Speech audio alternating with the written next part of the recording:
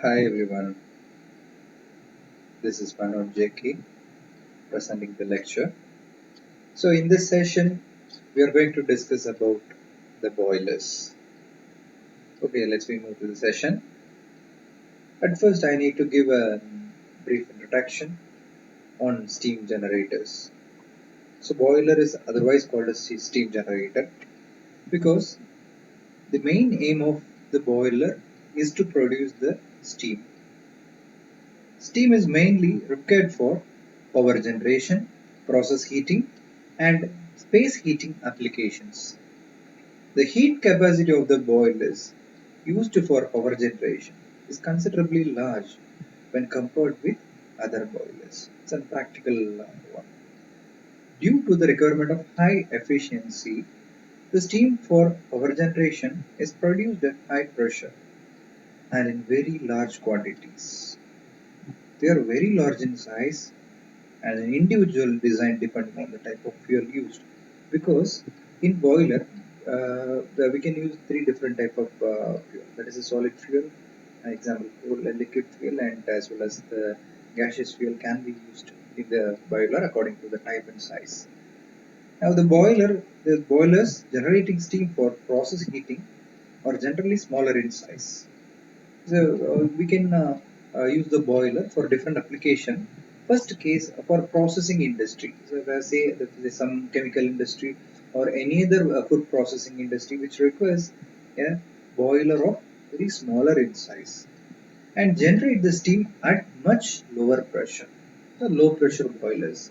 So most probably according to the pressure applied, the boilers can be divided into three: high pressure, low pressure, and medium pressure boilers.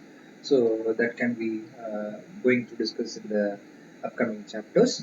So now we can classify it as a major one, that is a high pressure boilers and low pressure boilers. Most probably for a power plant, the high pressure boilers were used. And for the processing industry, the low pressure boiler will be used. The water receives heat from the hot gases through the heating surface of the boiler. So therefore, there is a conductive and convective heat transfer taking place. So let me discuss what is the input of the boiler, what is the output of the boiler, what is the working fluid. So always say the outcome from the boiler is always the steam. So what's happening inside the boiler? Water gets heat from some other sources. By absorbing the heat, the water gets evaporated due to its latent heat. Up to a certain temperature, the heat is added to the water. Beyond 100 degrees centigrade, the water becomes steam. The evaporation starts and the entire water becomes a steam. That steam is sent to the turbine or in power plant or any other processing applications in processing industries. Same case, when we are considering the boiler size, for the power plants, the size of the boiler is very large. So therefore, the pressure and the capacity of the boiler is also very large. So the same case for the processing industry, very small size of boiler is required. So since we are working with a very low pressure, so boiler is one of the very essential component in mechanical engineering industries like for processing industries, most probably food processing and tanneries and dyeing industries. So now boiler having wide variety of classifications. So let's discuss with the classifications of boiler. So according to many other parameters, we are classifying the boiler into many categories. Let's we discuss one by one. First, the classification is the relative position of the water and hot gases, right? So it is majorly classified. The boiler is majorly, according to our concern, the boiler is majorly classified into two. One is a fire tube boiler and another one is a water tube boiler. This is the case everyone has known. But the exact classification is as follows. The first one, as I already told you, the relative position of hot gases and water. So that means, what is the relative position? That's why I have told you. The fire tube and water tube boilers, right? So at first I am going to explain what is the relative position of hot gases and water. Since boiler having two different things, that means the boiler gets heat from the furnace, right? So therefore the input heat is given to the boiler by the furnace, and the outcome of the boiler is a steam, high pressure steam. So therefore from the furnace the hot gases were produced by combusting or burning different varieties of fuel. That means we can use a solid fuel as well as a liquid and as well as a gaseous fuel. So therefore, according to its relative position, it can be classified majorly into two. One is fire tube boiler and another one is water tube boiler. It's a very simplest thinking. Fire tube. So imagine that word fire tube. That means inside the tube, the fire, in the sense here, it represents the hot gases. So here, fire represents the hot gases. So therefore, the hot gases passes through the tubes where the water surrounds it. That means the convective heat transfer will occurs. So therefore, due to convective heat transfer, the heat from the hot gases is absorbed by the water and water gets heated.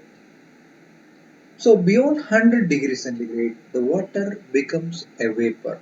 The evaporation taken place. So therefore, high pressure steam is produced. This is said to be a fire tube boiler. So as the name indicates, the fire, the hot gases are flowing through the tubes. The hot gases from the furnace is flowing through the tubes and the water surrounds the pipe. So due to the latent heat, the water gets evaporated. So therefore, there is a convective heat transfer uh, occurs. Then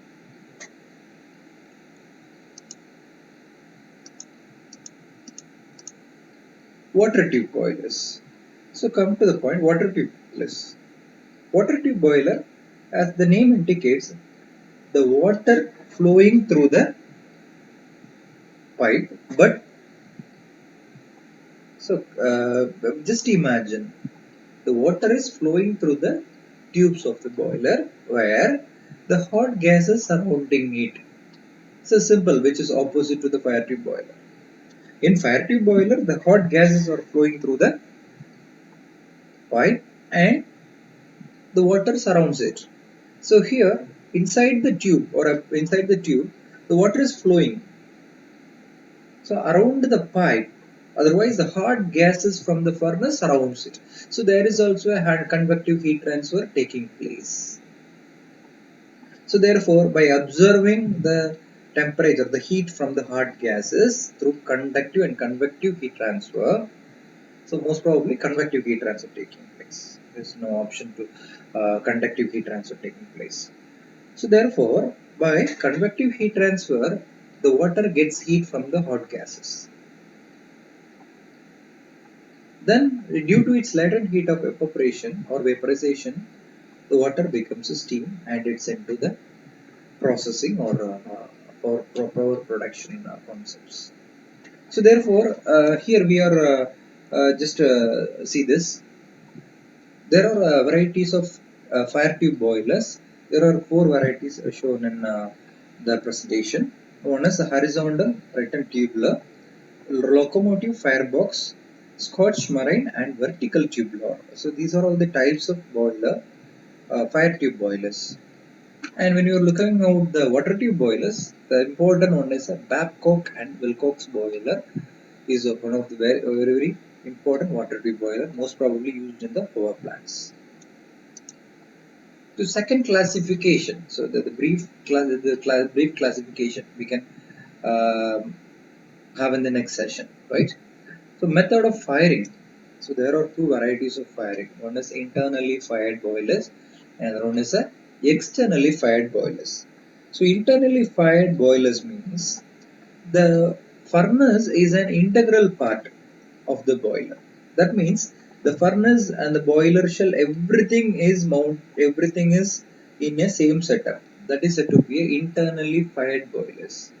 So externally fired boilers means the furnace is located some place where the fuel is burnt and the hot gases is produced. That hot gases flows through the pipe and it reaches the boiler shell. So therefore, if the combustion chamber or a furnace is located or present within the boiler shell, that means it's an integral part of the boiler, is said to be internally fired.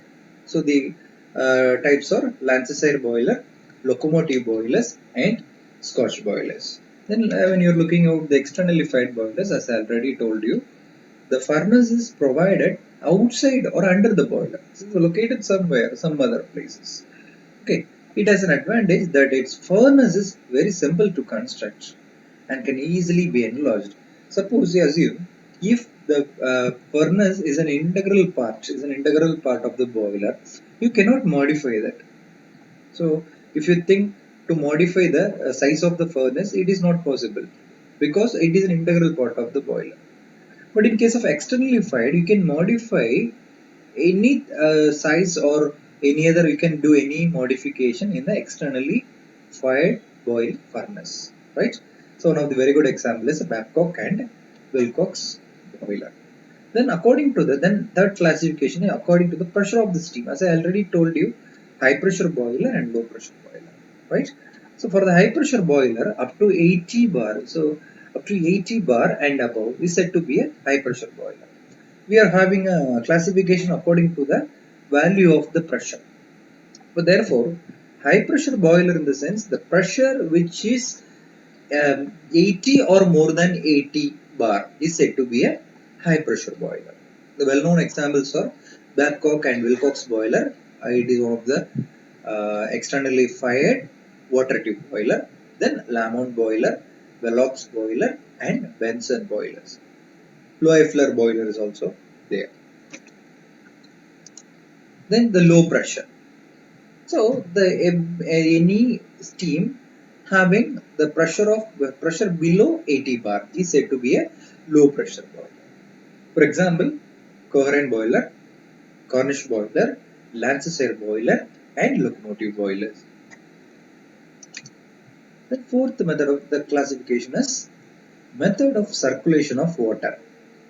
So natural circulation and forced circulation method. As you know, natural circulation in the sense the convective through convective or a gravity method. So that is said to be natural circulation. Without any external force or external energy, the circulation happens. So therefore, it is said to be natural circulation. Forced circulation means we are forcing. That means by using some external devices or by giving some external force from some other sources, the circulation has made. So therefore, it is said to be a forced circulation. For example, by using pumps. By using pump, we are forcing the water to flow. So that is said to be a forced circulation method. And the fifth classification. Nature of service to be performed. Land boilers, portable boilers, mobile boilers. Land boilers is nothing but it is a stationary boiler. You cannot move it anymore. So once it installed, it will be there. And you cannot change the location at all. Right? Then portable boilers that can be readily dismantled. The word is very, very important. You can assemble at anywhere and you can dismantle immediately. That's no issue. mobile boilers. Mobile boilers, that means it is also called as a marine boilers. So we can move the boilers anywhere. So most probably in ships. And moreover, the marine application uses such kind of boilers because we can carry the boiler anywhere. The sixth classification is one-struff boilers. That means the boilers in which no circulation of water taking place. That is, the feed water leaves the tube as steam. For example, Bunsen boiler. Would you understand this? The feed water leaves the tube as steam. The example, Bunsen boiler. Then the seventh classification is position and number of drums. There are single drums or multiple drum according to the application and the capacity of the boiler. Then eighth classification is design of gas passages, single pass, return pass, multiple passes. And then the nature of draught, the ninth classification is. So draught in the sense which is used in the furnace. When the fuel burns in the furnace of the boiler, the circulation of air, that is already told you, natural, that in the sense without any external force, without any external force or a pressure, the air. So look at this word, the air is circulated. The air is circulated. The air is naturally circulated inside the furnace. That is said to be a natural draught. Artificial draught means by using some induced fan, some forced induced fan, FID fan or induced fan. That is very important. Forced fan. The draught name is artificial, otherwise forced draught. So 10th classification according to the heat source, as I already said, combustion of solid, liquid and gaseous fuels. We can use three different varieties of fuel in boilers. Then electrical and nuclear energy. The input energy is nothing but the heat is the input energy. The heat may be obtained from the electrical and nuclear energy. So by combusting the fuel, example for a solid fuel, example coal. When we are combusting the coal, what is the output? The hot gases will be produced. That gas is given as an input to the boilers. Hence, the liquid fuel. When we are considering the liquid fuel and gaseous fuel, so that is same. We are firing, we are burning. So after combustion, the hot gases may produced. That gas is sent to the boiler shell. So therefore, the heat transfer taking place. Hence, the secondary method is electrical and nuclear energy. We can remember the nuclear power plants where from the nuclear bombardment we are getting the heat energy. So enormous amount of heat energy will be liberated while the fission process of the nucleus. So hence the electrical heating, as we know the electrical heaters, so electrical heating also taking place. For the small type of boilers, the electrical heating is okay. Then the third one is hot waste gases of other chemical reactions. Waste gases in the sense that is used in the cogeneration principle. So just waste heat in the sense you are combusting any fuel for some other application. Say when you are burning the fuel, we are getting 500 degrees centigrade of hot gases. So after processing after processing the food, the temperature of the gas, the temperature of the hot gas getting reduced. Say 200 degree. After up to 500 degree, it becomes 200 degree. That 200 degree is sent through the chimney as an exhaust. But in case just we are making that 200 degree of heat as a useful energy or a available energy. So that is a cogeneration principle that is required. And the 11th classification is fluid used. So there are variety of boilers Steam boilers, mercury boilers, and other special chemical type boilers are there. But in this chapter, we are discussing only about the steam boilers, because the water is our working fluid. The water becomes a steam, and water is an important.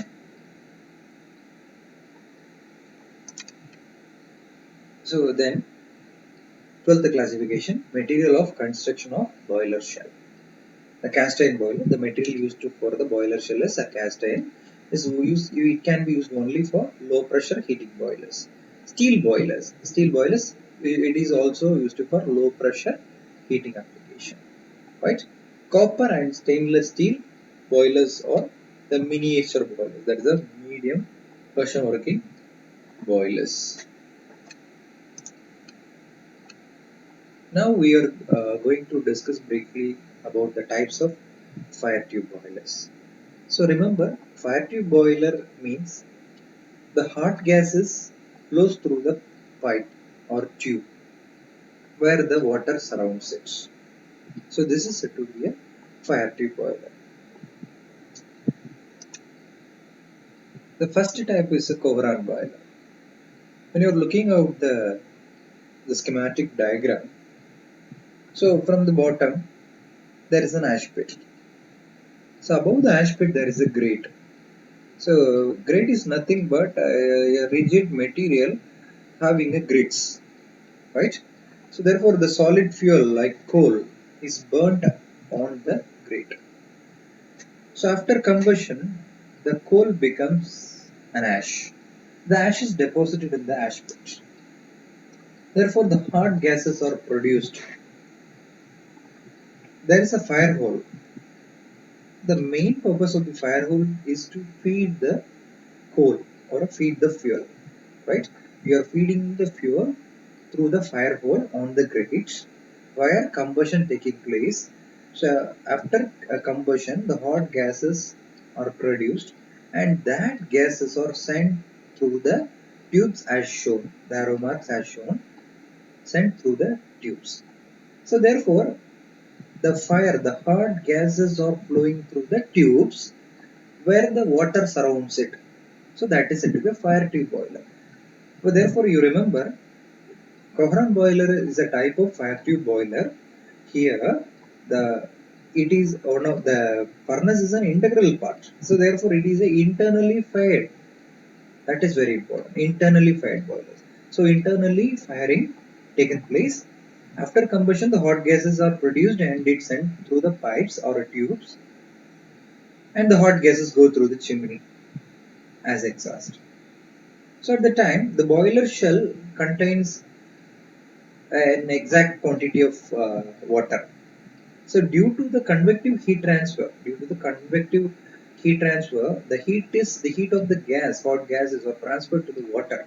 So due to its latent heat of evaporation or vaporization, the water gets heated and it evaporates into steam.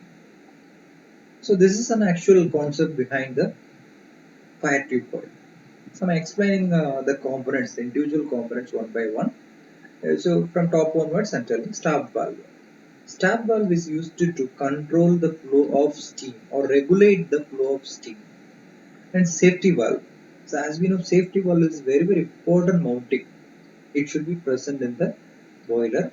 Is used for the safety purpose. Suppose if the pressure exceeds the maximum, it is a possibility to damage the boiler shell. Otherwise, it may lead to some major accidents. To avoid such an thing, we are using the safety valve. Suppose if the pressure exceeds, the safety valve automatically operates and it normalizes or regulates the pressure. And the pressure gauge, which is used to read the pressure. Suppose if this boiler having a 20 bar pressure, it's a maximum pressure. At exactly 20 bar pressure alone, this boiler can work efficiently. So if it exceeds, it leads to danger. Suppose if failed to reach 20 bar, the work will be not efficient. So therefore, we are always minutely watching the pressure gauge or what is the pressure acting in the boiler. That is very important. Then manhole. Manhole. is used to inspect whether the water or the quantity, whether the quantity of water is there, otherwise the combustion is going well, whatever the things.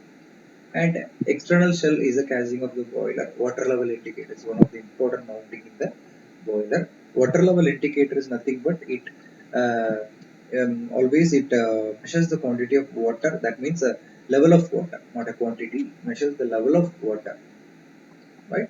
Suppose if the level of the water, if the level of the water is reduced, so it immediately senses and the feed water is supplied to the shell. So moreover, in any boiler there is a two water level indicator will be there. One is a lower sump and another is a lower level and another is a upper level. And then fusible plug. So we can discuss these things in mountings elaborately. Combustion chamber where the combustion taking place. Fire brick lining to prevent the heat losses. Then flue pipe is the flow of the flow through the flow pipe, in the sense the hot gases are flowing in it. Feed check valve is nothing but a non-return valve, and blow off cock. The cock is used to clean the boiler after the operation were over. And fire hole, already told you, to feed the fuel in it. And the smoke box is nothing but a chimney. That's all. So the main key points I have attached with this presentation. It is a kind of a simple vertical boiler. So look at the boiler. It is a vertical boiler. So according to the axis, according to its axis, look at the shell. The shell is a cylindrical one. So therefore, this kind of boiler is a vertical type boiler, which is suitable only for a small plants, require very small quantity of steam. So the size of the boiler is only 1 meter in diameter and 2 meter in height. The evaporation rate, the maximum evaporation rate is the 20 kilogram per hour. Sorry, the minimum evaporation rate is 20 kilogram per hour. For the minimum size, it may produce 20 kilogram per hour of steam. The maximum sizes, the maximum size is 3 meter in diameter and 6 meter in height, right? So which is very very small compared to the power plant boilers, Lamont or Loeffler boilers. So therefore, for the maximum size, the maximum evaporation is 3000 kilogram per hour. Then heating surfaces 10 to 25 times the grate area. So grate, I already told you, it's a grate-like structure where the combustion, where the fuel has fed, right? Then the steam pressure is up to 20 bar. The efficiency of this kind of boiler is 70 to 75%.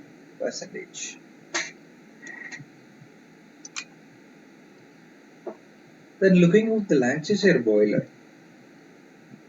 Yeah, so before moving into the diagram, we need to know the basic concepts. So these diagrams, as I've given in the previous slide, it is an internally fired boiler. It is an internally fired boiler. Look at the view of the boiler. It looks, the axis of the boiler, the axis of the tube is, the axis of the boiler is horizontal. So therefore, it is a horizontal boiler. The diameter of the tubes is 0.4 times the diameter of the shell. So look at the diameter of the boiler shell. So when you are comparing with the diameter of the boiler shell, the diameter of the inner tube is 0.4 times the diameter of the boiler shell. So each flue tubes has its own furnace. So therefore, suppose if it is having, as shown in the figure, if it is having two different pipes, each and every flue tube has a separate furnace, right? And then the dampers were placed in the path of the flue gas to regulate the gas flow and air inflow. So therefore, the dampers are used to regulate the flow of gases, right? And then the dampers is nothing but to regulate and to give a correct direction of flow. And openings were made in boiler for inspection. Okay, let's discuss this. Lancashire boiler. So I will explain the concept first. So look at this diagram. So here there is a front end and rear end, right? From left hand side, the front end, it is considered as a front end, and right hand side it is considered as a rear end. So look at the second diagram. Look at the second one. So you are looking at the fire grate. That is nothing but a combustion chamber or a furnace. So from the combustion chamber, the hot gases were produced. So therefore, the hot gases is sent through the flue gas pipe. So therefore, there is a damper, which I already told you, which is used to regulate the flow of hot gases and air flow. So therefore, the dampers regulates the hot gases flowing through the pipe. So it reaches the front end to the rear end of the boiler shell. So after that, it flows through the bottom of the pipe. It flows through the bottom of the pipe, and again it comes to rear end to front end. Could you understand this? Once again, I'm telling, from the front end, the hot gases were produced, and that gases flows from front end to the rear end, and it follows the bottom path of the pipe, and again it comes to its original position. That means from rear end to the front end. Afterwards it moves to a side channel. When you are looking out the third diagram, you can see it clearly. So there are two flue tubes. Through that, the hot gases were flowing from one side to other, and it goes as a bottom flue. So look at the construction of this kind of boiler. Look at the third diagram, which exactly shows how the construction were. So listen, there is a space to flow past the bottom flow, and there is a side in both sides of the boiler shell. There is a space. So completely it is surrounded by the first half of the boiler is surrounded by the brickwork, right, to avoid the heat losses. Right? So listen. First, it goes to after the combustion, the hot gases is produced, and it moves to front end to the rear end. Afterwards, it follows the bottom path, and it again reaches to the front, and it flows through the sides of the pipe, and again it comes to rear end. So this process is continuous. So but due to this multiple area, the heat transfer taking place. So therefore, the evaporation rate is very frequent. Therefore, it is mandatory to check or inspect the level of water at every time, right? Because of the higher rate of evaporation, it is mandatory to check the water at any time. So the remaining, the mountings are all same as the previous type. All the things are same. We have already discussed these things. So next is the important things. The made to withstand working pressure up to 20 bar. So this type of boiler is also can withstand the working pressure of 20 bar, and the evaporative capacity is greater when compared to the Coron boiler that is previously seen. The Coron boiler, the maximum for the bigger size, the maximum capacity is 3000 kilogram per hour. But here the evaporative capacity is 8000 kilogram per hour obtained. So look at the heating surface and with the grate area ratio 24 into 30. So look at the ratio. Heating surface, as we already discussed, the flue moves through the inside the pipe and at the bottom line and side of the pipe, right? So look at the water. It is a fire tube boiler. Therefore, the hot gases are flows through the pipe, and the water is surrounds in it. And the shell size ranges from 2 meter diameter, 6 meter length. This is actually minimum size, and the maximum size is 3 meter diameter and 10 meters of length. It is most probably used in sugar mills, chemical industries, power systems, and processing industries. So these are all the advantages and disadvantages of Lancashire boiler. So the design was simple compared to other type of boilers, and good steaming quality. Good steaming quality in the sense, as I already told you, the the area of heat transfer is higher, so they are greater. Therefore, the evaporative capacity, the evaporation rate will drastically improve. So therefore, it shows the good steaming quality. Can burn coal of inferior quality. That means complete combustion taking place. Easy to clean and inspect, which is easy to clean and inspect. So therefore, the clean process may take place. Less maintenance, the operating cost, stand against sudden heavy demand for considerable time without appreciable pressure drop. Stand against sudden heavy demand for considerable time. If we need higher quantity of steam, this boiler is very much suitable for that. So moreover, we can look at the disadvantages. The pressure is limited to only 20 bar. More floor space is required because it is a horizontal type boiler. So therefore, it occupies more space, including the brickwork. And cracks in setting due to large temperature difference inside and outside. So therefore, inside the boiler, the higher temperature acts. But in the atmosphere, there is only 30 degrees of temperature, room temperature. So therefore, we have to keep it in our mind. When the temperature difference occurs, there should be some problem. So therefore, you need to remember when the two bodies having different temperature, when we combine these two, that is said to be a conductive heat transfer. But in case of the same body having two different temperatures, is it possible? No, it is not possible. When we are heating any element, if you applied a sudden cooling, what will happen? The material may deform or distract. Otherwise, the cracks or blowholes may occur. So in welding process itself, we know that, right? So the same. Therefore, this kind of boiler is very advantageous because of it can stand against a sudden heavy demand. That is a very important and considerable point in this type of boiler. So, but moreover, the cracks in setting due to large temperature difference. There will be a large temperature between inside and outside.